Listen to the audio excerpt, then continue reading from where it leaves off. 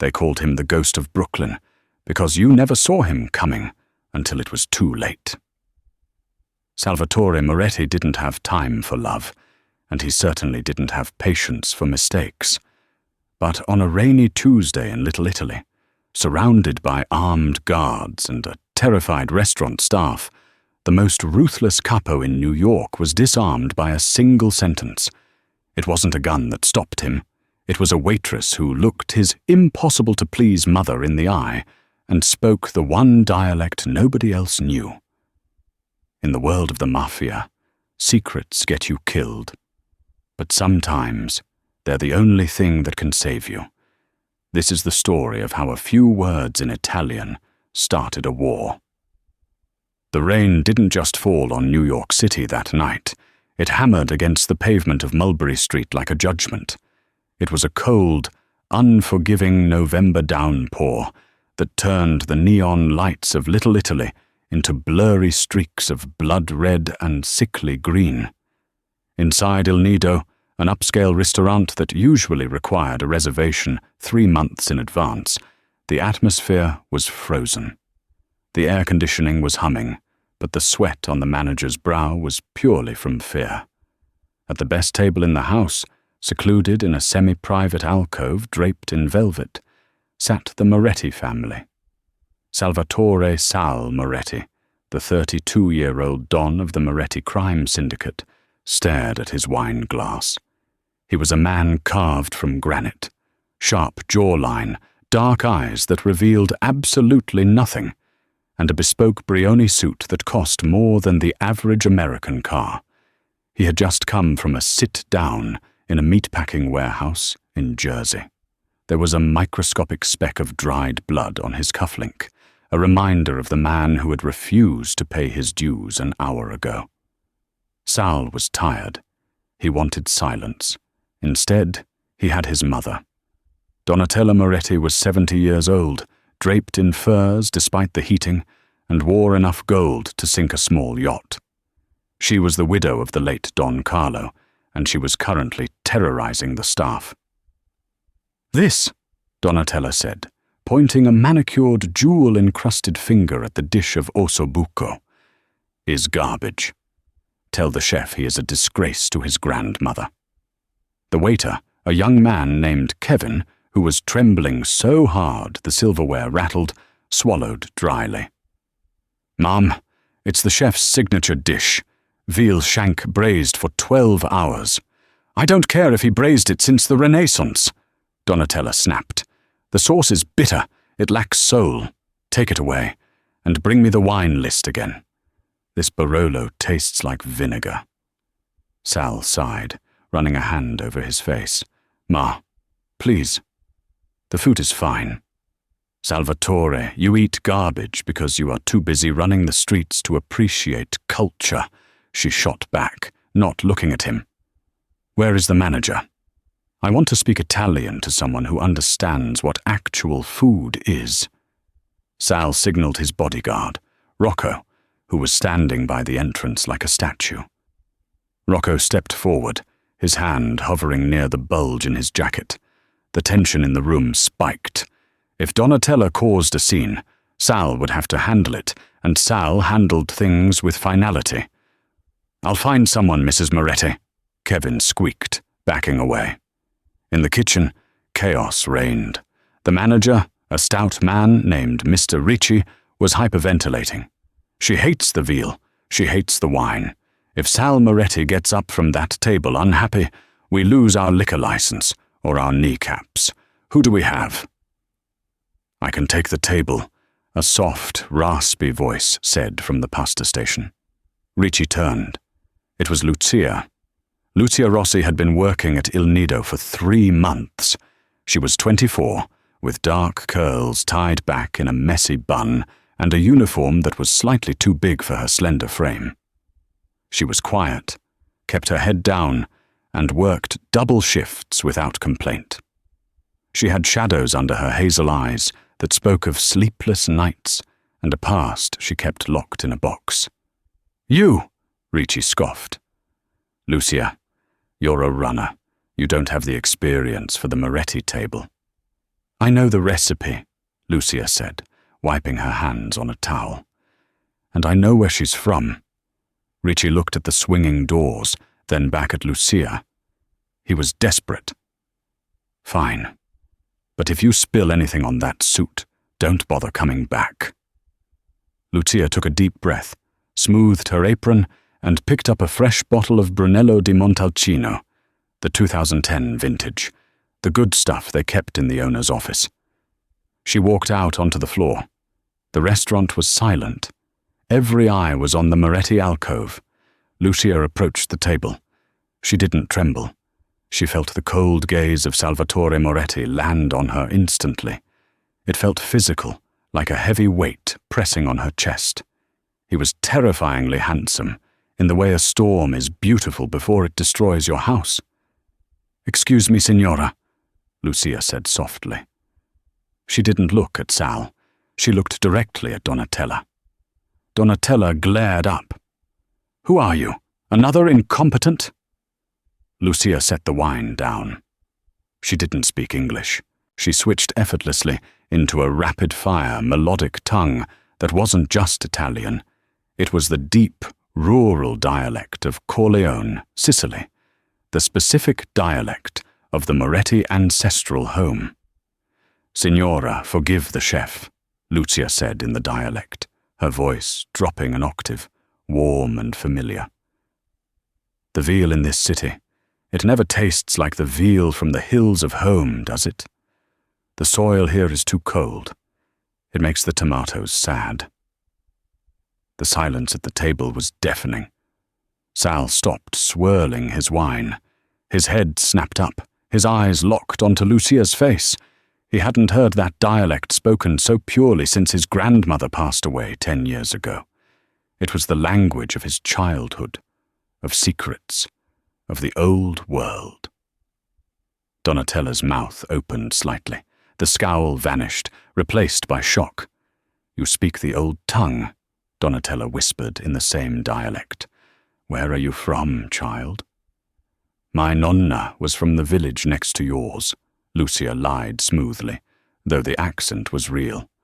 "She taught me that good sauce needs patience, and bad sauce needs an apology. I brought you the 2010 Brunello.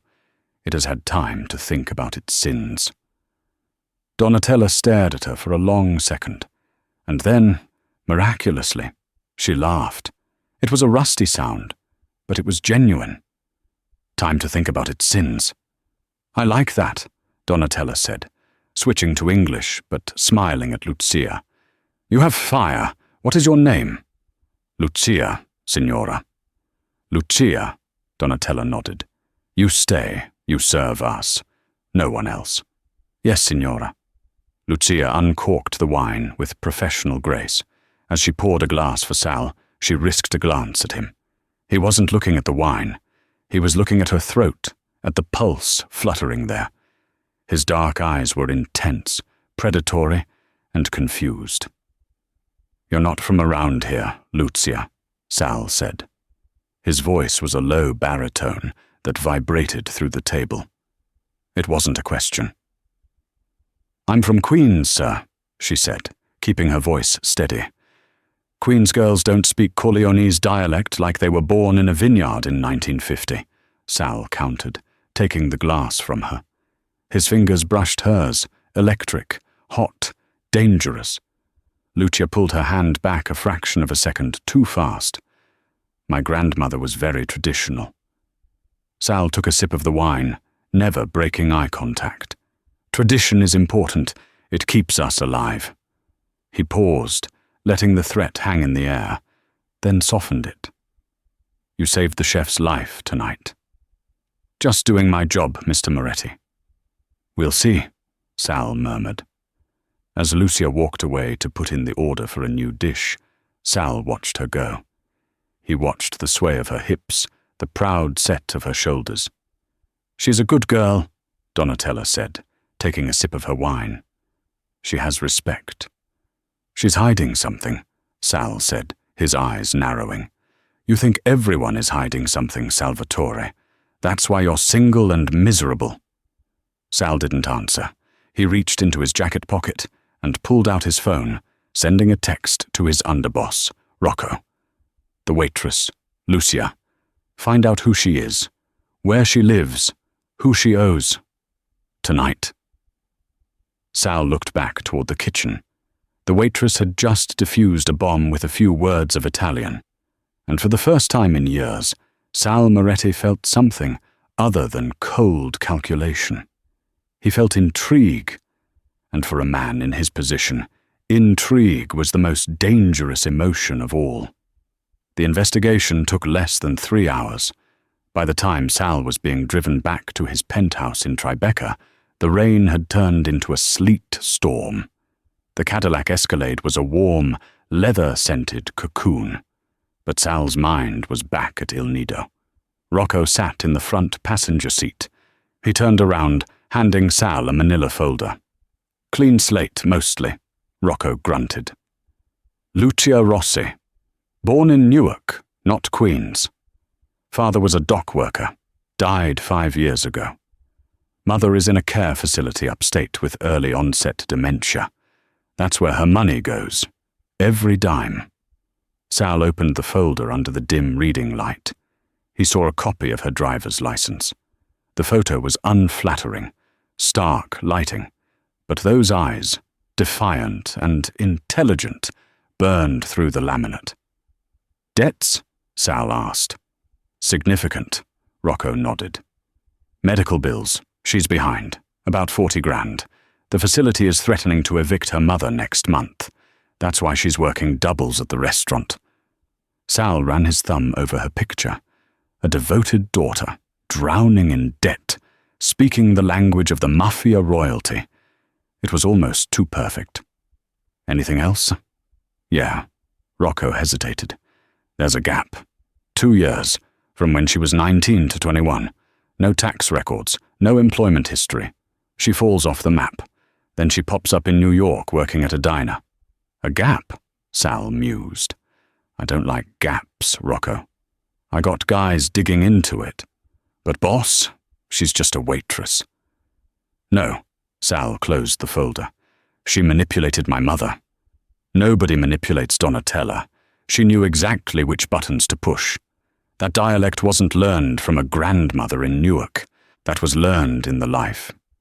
Sal looked out the window at the blurred city lights. Go back to the restaurant tomorrow. I want to offer her a job. At the club? Rocco asked. No, Sal said. Personal staff. My mother needs a companion. Someone to handle her appointments, read to her, keep her calm. Someone who speaks the language. Rocco smirked. You want to keep her close. I want to know who she really is, Sal corrected. And if she's a threat, I want her where I can see her. The next night, Lucia was wiping down table 4 when the heavy oak doors of Il Nido opened. The restaurant was closed. They were cleaning up. She looked up, expecting the manager, but instead, 2 men in long wool coats walked in. It was Rocco and another guard. Lucia's stomach dropped. She gripped the spray bottle like a weapon. She knew exactly who they were.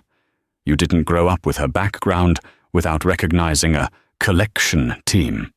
We're closed, Lucia said, her voice shaking slightly. Mr. Moretti wants a word, Rocco said, stopping at the bar. He placed a business card on the polished wood. Not here. Tomorrow morning. 9 a.m. The estate in Long Island. Lucia laughed nervously. I have a shift tomorrow morning. Not anymore, Rocco said. Mr. Ricci has been compensated for your resignation. Lucia felt the blood drain from her face. You got me fired? Promoted, Rocco corrected. Mr. Moretti was impressed. His mother likes you. That's a rare thing, sweetheart. You're going to work for the family now. And if I say no? Lucia asked, her chin lifting. Rocco looked at her with pity. We know about the Greenbrier Care Facility. We know about your mother's bills. We know you're 3 weeks away from having her put out on the street. Lucia froze. The air left her lungs. How do you? We know everything, Rocco said. The job pays $5,000 a week. Cash, plus benefits. Your mother stays where she is. The bills disappear. 5,000 a week. It was life-changing money. It was freedom. But Lucia knew the cost. She knew that entering the Moretti house was like stepping into a lion's den. If they ever found out about the 2 missing years, about who she really was, Sal Moretti wouldn't just fire her. He would bury her. "I have a choice," she whispered. "Everyone has a choice," Rocco said, turning to leave. "But only one choice keeps your mother warm." The Moretti estate was a fortress disguised as a mansion. High iron gates, cameras on every tree, and men patrolling the grounds with German shepherds. Lucia arrived in a taxi that was stopped and searched twice before reaching the front door. She wore her best dress, a navy blue sheath that was modest but fitted. She felt like an imposter. Sal was waiting for her in the library. It was a room straight out of a Gothic novel. Floor-to-ceiling books, a roaring fireplace, and the smell of old paper and cigar smoke. He was standing by the window, wearing a grey turtleneck and slacks, looking less like a mob boss and more like a darkly brooding prince. "You came," he said, turning around. "You didn't leave me much option," Lucia replied, clutching her purse. Sal walked toward her. He moved with a predator's grace, silent and fluid. He stopped 2 feet away from her, close enough for her to smell his cologne, sandalwood and cold rain. "I solve problems, Lucia. You have a money problem. I have a mother problem. We help each other." "I'm not a babysitter," Lucia said. "No," Sal agreed. He studied her face, his eyes dropping to her lips for a fraction of a second. "You're a puzzle, and I enjoy puzzles." He stepped closer, invading her personal space. Lucia's heart hammered against her ribs. "My mother is difficult," Sal said, his voice low. "She is lonely. She trusts no one. But she listened to you. You will be her companion. You will live here, in the guest wing. You will go where she goes." "Live here?" Lucia stepped back. "That wasn't the deal." "It is now," Sal said, "for security reasons. And because I want to make sure you're safe." "Safe from what?" Sal's expression darkened. "My world has enemies, Lucia. Anyone close to the family becomes a target. Once you step into this house, you are under my protection. And nobody touches what is mine." The possession in his voice sent a shiver down her spine. It was terrifying, but God help her, it was thrilling. "Am I yours, Mr. Moretti?" she challenged, a spark of defiance returning. Sal smiled. It was a slow, dangerous smile that didn't quite reach his eyes. "We'll see," he said. "Welcome to the family, Lucia. Try not to break anything, especially my heart. I hear you're good at stealing them." Lucia held his gaze. "I only steal what isn't guarded, Mr. Moretti." "Everything I have is guarded." Sal leaned in, his whisper brushing her ear. "So if you steal it, you'll have to bleed for it." He pulled back, leaving her breathless. "Rocco will show you to your room. Dinner is at 8. Don't be late." As Sal walked out of the library, Lucia leaned against the heavy oak desk to steady herself. She was in. She had infiltrated the Moretti inner circle. She pulled a small burner phone from the bottom of her purse, checking to make sure Sal was gone. She typed a single text message to a number saved only as Father John. "I'm inside. He suspects, but he doesn't know. The ghost is watching me." She deleted the message instantly. Lucia Rossi had a secret. She wasn't just a waitress, and she wasn't just a girl with debt. She was the daughter of the only man Sal Moretti feared, a man supposedly dead for 10 years. And she was here for one thing, revenge. But as she remembered the heat of Sal's gaze, she realized the hardest part of this mission wouldn't be killing Salvatore Moretti. It would be resisting him. For the first 2 weeks, life inside the Moretti estate was a study in claustrophobia wrapped in velvet. Lucia quickly learned that Donatella Moretti wasn't just a demanding old woman. She was the matriarchal anchor of a criminal empire. She didn't just critique the source, she critiqued the loyalty of the captains who came to kiss her ring on Sundays. And Lucia was there for all of it, invisible in the corner, pouring espresso and listening. Her routine was grueling. Up at 6:00 a.m. to prepare Donatella's specific herbal tea blend. Then, reading the Italian newspapers aloud, specifically La Repubblica and Corriere della Sera, translating the nuances of European politics, while Donatella critiqued the politicians' fashion choices. But the real challenge wasn't the mother. It was the son. Salvatore Moretti was a ghost in his own house. He left before dawn and returned long after midnight. But his presence was stamped on every room. The guard stiffened when his car pulled into the drive. The maids stopped whispering. The house seemed to hold its breath until he was safely inside.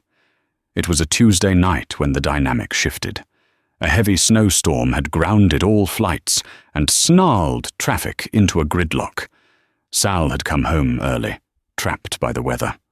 The power in the area flickered and died, leaving the massive estate running on backup generators. Donatella had retired early with a migraine, leaving Lucia alone in the massive kitchen, polishing the silver tea set. It was busy work, something to keep her hands moving, so her mind wouldn't drift to the text message she had received an hour ago. Get the combination to the wall safe in the study. You have 48 hours. You missed a spot. Lucia jumped, nearly dropping the heavy silver pot. Sal was leaning against the doorframe, his tie undone, sleeves rolled up to reveal forearms corded with muscle and ink. He held a tumbler of amber liquid. "Mr. Moretti," Lucia breathed, steadying her heart rate. "I didn't hear you come in." "I know." Sal walked into the room. The generator hummed low in the background, casting long shadows. "That's how I stayed alive this long. I walk softly." He placed his glass on the marble island and picked up a rag. He reached for the teapot she was holding. "Let me," he said. "I can do it, sir. It's my job." "Lucia," he said, his voice dropping to that dangerous rumble. "Humor me. It's quiet. I hate the quiet. It makes me think." He took the pot from her hands. His fingers were warm, rough calluses against her smooth skin.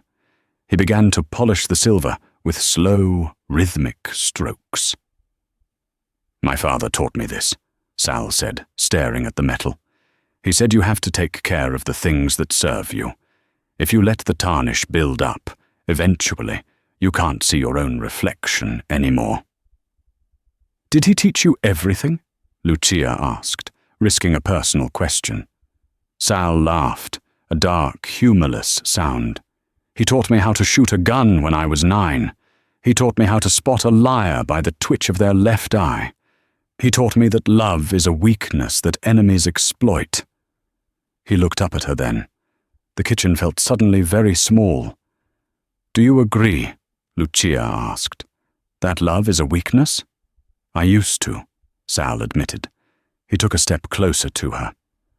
"But lately, I'm starting to think he was wrong. Maybe love isn't the weakness. Maybe the weakness is being afraid of it." Lucia felt the trap closing.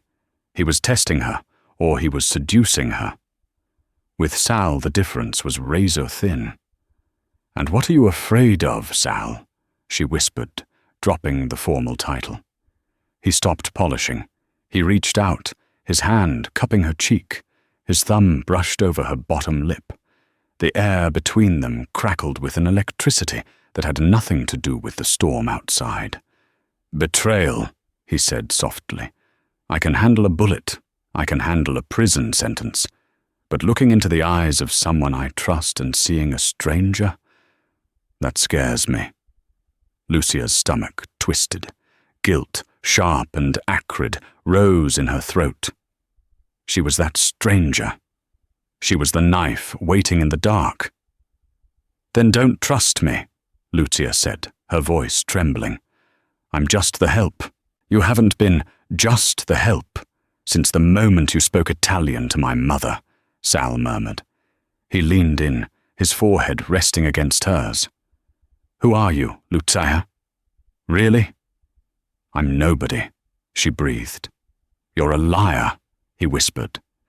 Before she could respond, he kissed her. It wasn't a gentle kiss. It was a demand.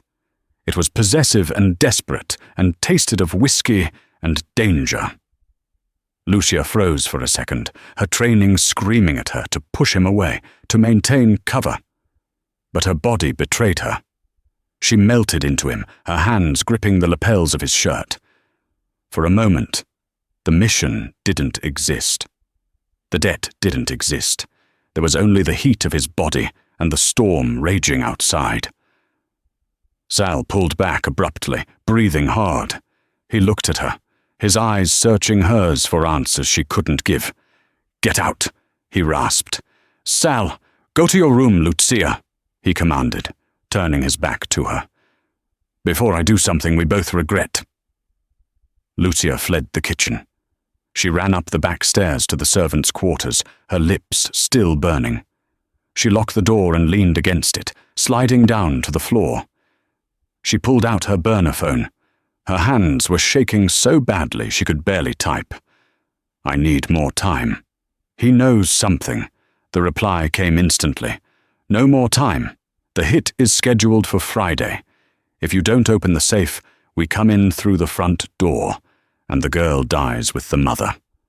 Lucia stared at the screen. The girl was her. They were going to kill her too if she failed. She wasn't just a spy anymore.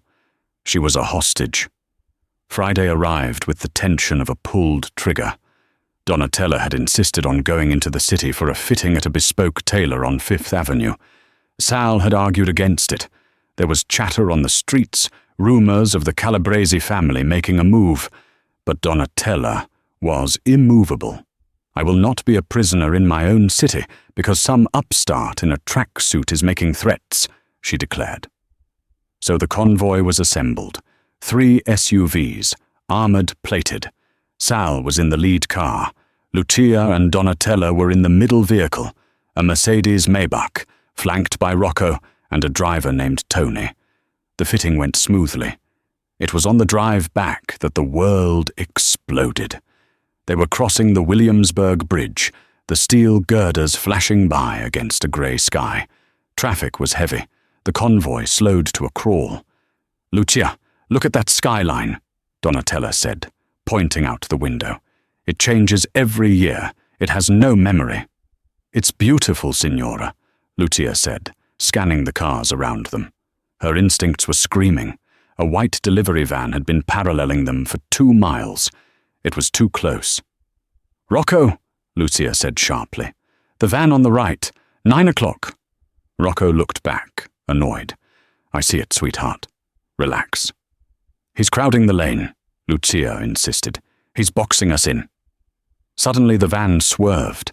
It slammed into the lead SUV, Sal's car, pinning it against the concrete divider. Crash. Metal screeched. Sparks flew. The convoy ground to a halt. "Ambush!" Rocco screamed into his radio. "Get down!" Before Rocco could draw his weapon, the back doors of the van flew open. 4 men in balaclavas jumped out, holding automatic rifles. They didn't aim for Sal's car. They aimed for the Mercedes. "Get down!" Lucia yelled, grabbing Donatella and shoving her to the floorboard, just as the glass shattered. Bullets raked the side of the car. The driver, Tony, took a round to the shoulder and slumped over the wheel. The car lurched forward, uncontrolled. Rocco returned fire, opening his door to use it as a shield. "Boss is pinned! We're on our own!" One of the gunmen was advancing on the rear door, raising a crowbar to smash the remaining glass. He was coming for Donatella. Lucia didn't think. She didn't calculate. She reacted. She reached over the front console, grabbed the Glock 19 from Rocco's shoulder holster, moving faster than Rocco could register, and leveled it at the window. Bang! Bang! 2 shots. Center mass. The gunman dropped the crowbar and fell backward onto the asphalt. Rocco stared at her, his mouth open. "What the— Drive!" Lucia screamed at him. "Tony is out. Get in the front seat and drive." "I can't leave the boss." "The boss can take care of himself. They want his mother as leverage. Move!" Lucia's voice wasn't the voice of a waitress. It was the voice of a commander. Rocco, stunned into obedience, scrambled over the console, shoved the groaning Tony aside, and punched the gas. The Mercedes fishtailed, scraping against the bridge railing, and roared through a gap in the traffic. Behind them, gunfire erupted as Sal and his men engaged the remaining attackers. But Lucia didn't look back. She was scanning the mirrors, the gun still steady in her hand. "Stay down, Signora," Lucia said calmly to the terrified woman on the floor. "I won't let them touch you." Donatella looked up. She saw the gun in Lucia's hand. She saw the cold, dead look in Lucia's eyes. The look of a killer. "Who are you?" Donatella whispered. "I'm the insurance," Lucia said. They sped toward a safe house in Brooklyn, an old bakery that served as a front. Rocco parked the car in the garage, his hands shaking. Lucia cleared the weapon, ejected the magazine to check the count, and reholstered it with a professional click before handing it back to Rocco. "Don't tell Sal I used it," she said. "Lady," Rocco panted, wiping sweat from his forehead. "I think he's going to figure it out." 20 minutes later, Sal arrived. He stormed into the safe house like a hurricane. His suit was torn, his face smeared with soot, and he had a cut above his eyebrow bleeding freely. "Ma!" he shouted. Donatella was sitting on a flour sack, drinking water. She stood up and slapped him. Smack! "You let them get that close," she yelled. "I'm sorry." Sal grabbed her, hugging her tightly. He checked her for injuries. "Are you hurt?" "No." Donatella pulled away. She pointed at Lucia, who was standing in the shadows by the ovens. "Because of her." Sal turned slowly. He looked at Rocco. "Report," Sal barked. "Ambush on the bridge," Rocco said, looking at the floor. "They pinned you. They came for us. Tony got hit. I was pinned down." And Lucia took my piece. She dropped a guy at 10 yards. Double tap, through the glass. The silence in the bakery was heavy enough to crush bones. Sal walked toward Lucia. He stopped inches from her. He looked at her hands. They were steady. No tremors, no post-traumatic shake. "Who taught you to shoot like that?" Sal asked quietly. "My father," Lucia lied, her heart pounding against her ribs. "He was a cop." "You said he was a dock worker." "He was both. Crooked cops work the docks." Sal stared at her. He reached out and took her hand. He brought it up to his face, smelling the gunpowder residue on her skin. "You saved her," Sal said. The anger in his eyes was warring with something else. Admiration. "You saved my life today, Lucia. Because if she had died, I would have burned this city to the ground." "I know," Lucia said. "But now we have a problem," Sal said, his thumb pressing into her palm. "Waitresses don't double-tap hitmen, and I don't like mysteries sleeping under my roof." He leaned in close. "Tonight you tell me the truth, all of it, or you don't leave this room."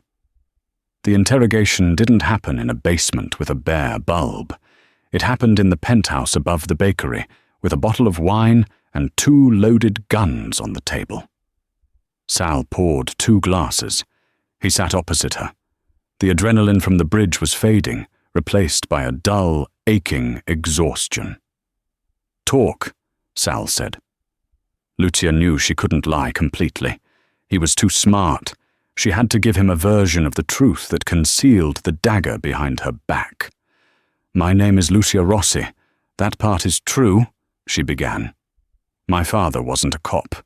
He was a freelance enforcer for the Russians in Brighton Beach. He taught me how to shoot, because he knew, eventually, his enemies would come for his family. Sal watched her over the rim of his glass. And did they? Yes, Lucia said. They killed him 5 years ago. I went underground. I changed my name. I worked cash jobs. I stayed off the grid. And the gap in your history? I was in training, she said. Not military. Survival. I spent 2 years running packages for a cartel in Mexico. I learned to drive. I learned to shoot. I learned that the only person who will save you is yourself. It was a good lie. It fit the skills she had shown. Sal sat back. He seemed to weigh her words. You're a criminal, he stated. I'm a survivor, Sal. In your world, is there a difference? Sal smiled. It was genuine this time. No, there isn't. He stood up and walked around the table. He stood behind her chair. Lucia tensed, waiting for a wire around her throat or a gun to the back of her head. Instead, his hands landed on her shoulders.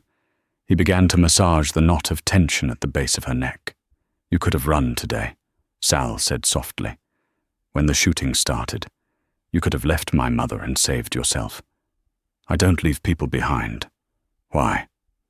Because I know what it feels like to be left. Sal's hands slid down her arms. He bent down, his cheek brushing hers. You fit in this life, Lucia. You pretend to be a mouse, but you're a lioness. I saw you today. You were magnificent. He turned her chair around so she was facing him. He knelt between her legs, looking up at her. It was a position of submission, but Sal Moretti never submitted. It was worship. I can't let you go, he said. I can't let you leave. Not now. Sal, stay with me, he said. Not as a servant, as my partner. I need someone who understands the blood. Someone who doesn't flinch. He kissed her again, and this time, Lucia kissed him back with everything she had. She kissed him with the desperation of a woman who knew she was about to destroy the only man who truly saw her. For hours they lost themselves in each other. It was frantic and raw, a release of months of pent-up violence and desire. But later, as Sal slept heavily beside her, his arm thrown protectively over her waist, Lucia lay awake, staring at the ceiling. Her phone buzzed on the nightstand. Silent mode.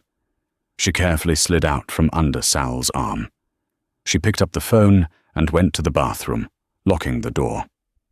Text from Father John. The Romanos, the men on the bridge, failed. We are moving to Plan B. You have access to his bedroom now. The key to the ledger is in his watchbox. Get it. Tonight. Or we send the team to the nursing home. Lucia looked at her reflection in the mirror. Her lips were swollen. Her hair was a mess. She looked like a woman in love. But the text message was a bucket of ice water.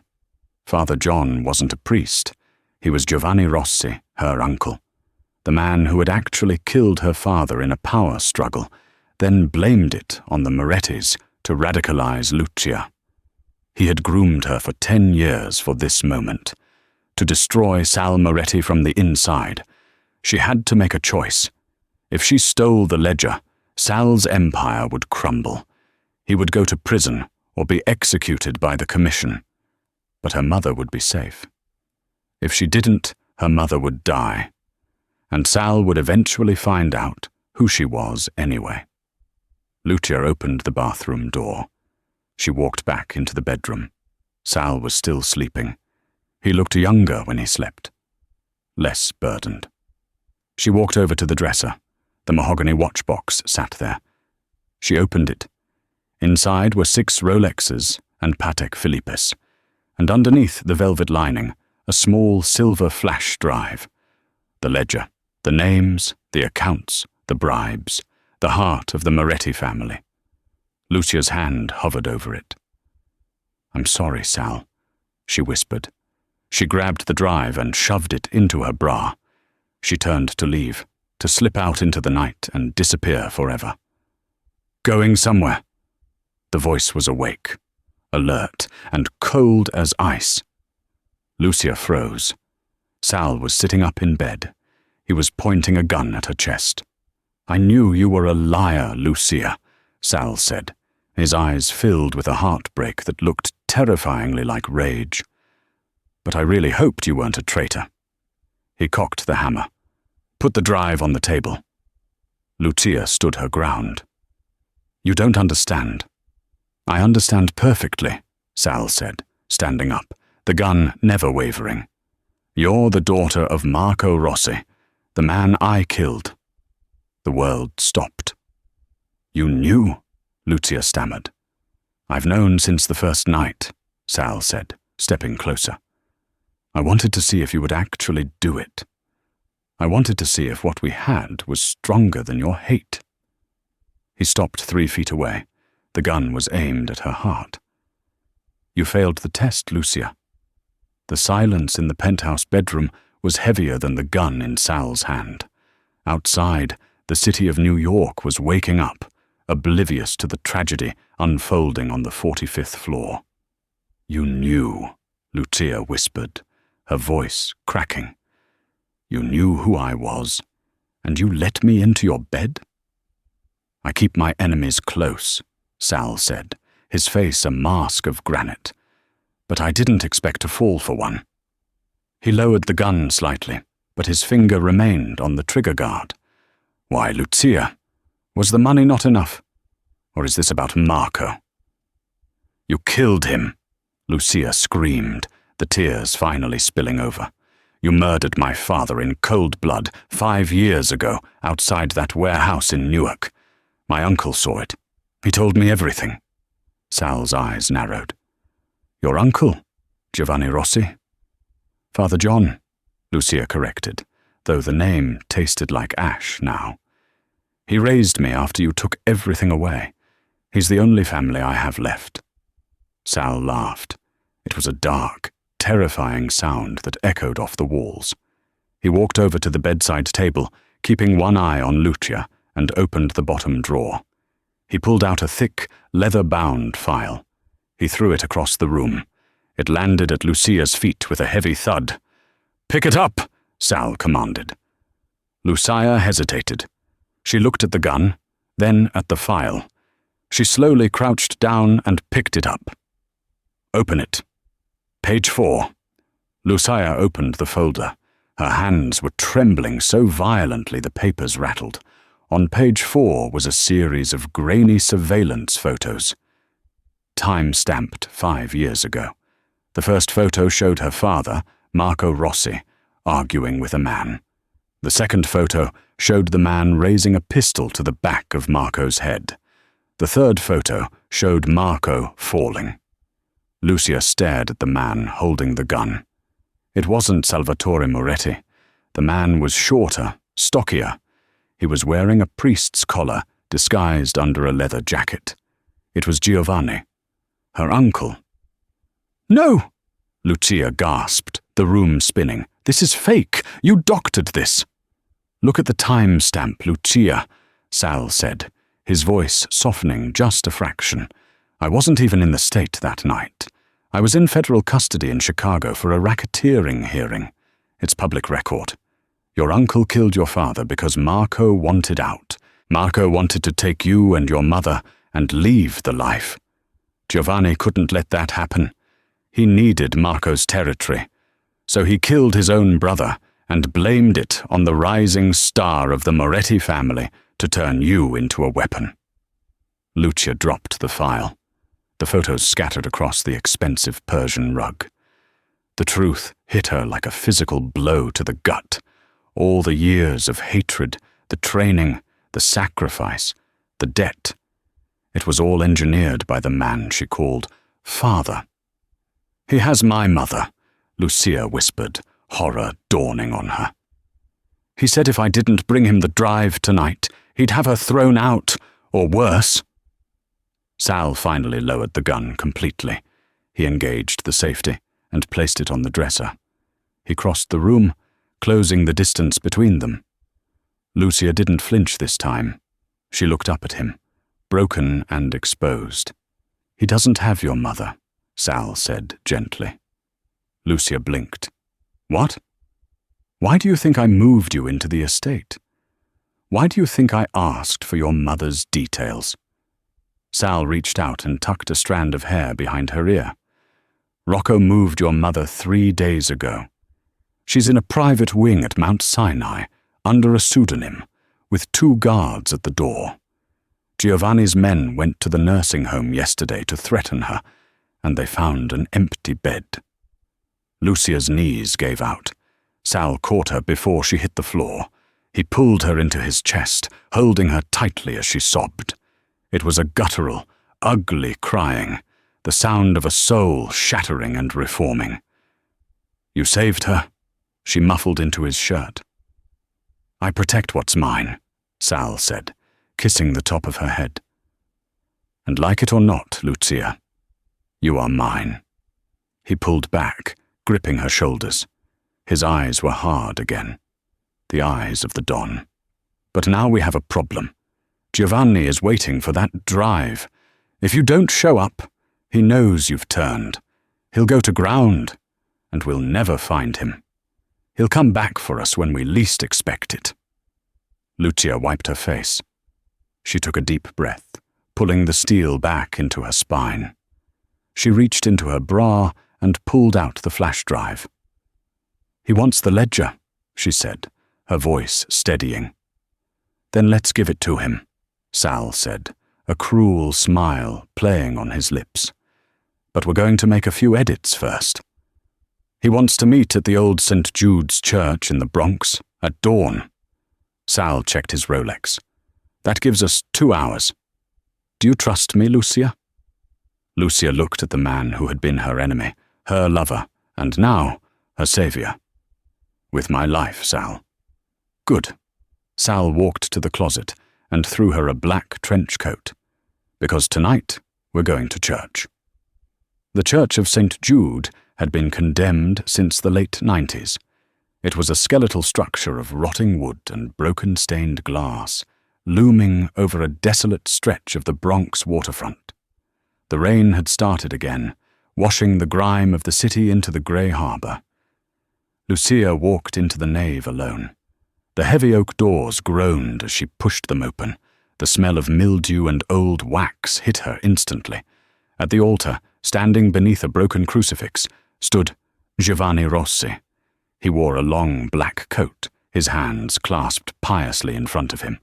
2 of his enforcers stood in the shadows of the confessionals, MP5 submachine guns hanging loosely at their sides. Lucia, child, Giovanni's voice boomed, echoing in the empty space. You are late. Punctuality is a virtue. Lucia walked down the center aisle, her heels clicking on the stone floor. She stopped 10 feet away from him. She held the silver flash drive up in the dim light.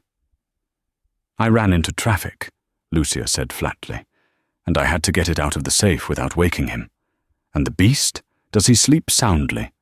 Giovanni smiled, his eyes crinkling with a warmth that Lucia now recognized as reptilian. He sleeps like the dead, Lucia lied. Bring it to me. Lucia took a step forward, then stopped. My mother.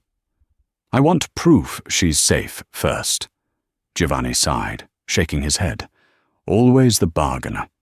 Just like your father. Your mother is fine, Lucia.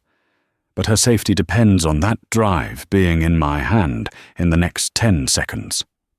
You're lying, Lucia said, her voice rising. You never cared about her. You never cared about me. You just wanted Marco's territory. The smile vanished from Giovanni's face. The benevolent uncle was gone. The ruthless mobster remained. You've been talking to people you shouldn't, Lucia, Giovanni hissed. Give me the drive, now. Did you look him in the eye when you did it? Lucia asked, tears stinging her eyes again, but this time from rage. When you shot my father, did you look him in the eye? Giovanni pulled a 9mm pistol from his coat. He was weak, just like you. He wanted to be a civilian. In this life, you are either a wolf or a sheep. I did him a favor. I am not a sheep, Lucia said. She dropped the flash drive. It clattered onto the stone floor. And I am not alone. Click. The sound of a dozen weapon safeties disengaging echoed from the choir loft above. Giovanni looked up, his eyes widening. From the shadows of the upper balcony, Salvatore Moretti stepped forward, an AR-15 rifle resting comfortably in his hands. Behind him, Rocco and 6 other Moretti soldiers had their weapons trained on Giovanni and his men. "Morning, Father," Sal called down, his voice calm and mocking. "I think you skipped a verse. Thou shalt not covet thy neighbor's life." "Ambush!" Giovanni screamed, diving behind the marble altar. "Drop them!" Rocco yelled at the 2 enforcers. The enforcers hesitated, looking at the overwhelming firepower above. They dropped their submachine guns and raised their hands. They weren't paid enough to die for a lost cause. Giovanni popped up from behind the altar, firing wildly at Lucia. "Sal!" Lucia screamed, diving into a pew as bullets chipped the stone where she had been standing. Sal didn't hesitate. He didn't spray bullets. He took a single calculated shot. Crack! The bullet struck Giovanni in the right shoulder, spinning him around. He dropped his gun and fell against the altar, clutching his bleeding arm. "Clear the floor," Sal ordered. Rocco and the team rappelled down from the balcony ropes, securing the room in seconds. The 2 enforcers were zip-tied and dragged out. Sal walked down the stairs from the choir loft, his gun lowered. He walked straight to the pew where Lucia was crouching. "Are you hit?" he asked urgently, checking her over. "I'm fine," she breathed, adrenaline coursing through her veins. Sal helped her up. Together, they walked to the altar where Giovanni was groaning, blood pooling on the white marble. Giovanni looked up at them, sweat beading on his forehead. "You can't kill me, Sal. I'm a made man. The Commission will have your head. This is war." "The Commission already knows," Sal said coldly. "I sent them the photos of you killing Marco an hour ago. You're not a made man anymore, Giovanni. You're a liability. They gave me the green light." Giovanni's face went pale. He looked at Lucia. "Lucia family. We are family. Please." Lucia looked down at the man who had stolen 5 years of her life. She saw a pathetic, small man driven by greed. She reached into Sal's jacket pocket and pulled out his backup pistol. She held it loosely at her side. "You're right, Uncle," Lucia said softly. "We are family, and in this family we pay our debts." She handed the gun to Sal. "I'm not a killer," Lucia said, looking Sal in the eye. "I'm a waitress who makes really good espresso. You're the Don. You handle the trash." Sal looked at her with intense pride. She hadn't crossed the line. She had left the final sin to him, keeping her soul just clean enough. "Go wait in the car, Lucia," Sal said softly. Lucia turned and walked down the long aisle. She didn't look back. She reached the heavy doors just as a single gunshot rang out behind her. It echoed through the church, final and absolute. She pushed the doors open and walked out into the rain. The air tasted clean. The debt was paid. 6 months later. The Sunday lunch at the Moretti estate was no longer a quiet affair. The dining room was full of laughter. Donatella sat at the head of the table, looking healthier than she had in years.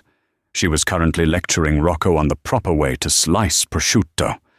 "Thin, Rocco, like paper. You are cutting it like it is bologna." "Yes, signora," Rocco grinned, winking at the baby in the high chair next to him, his nephew.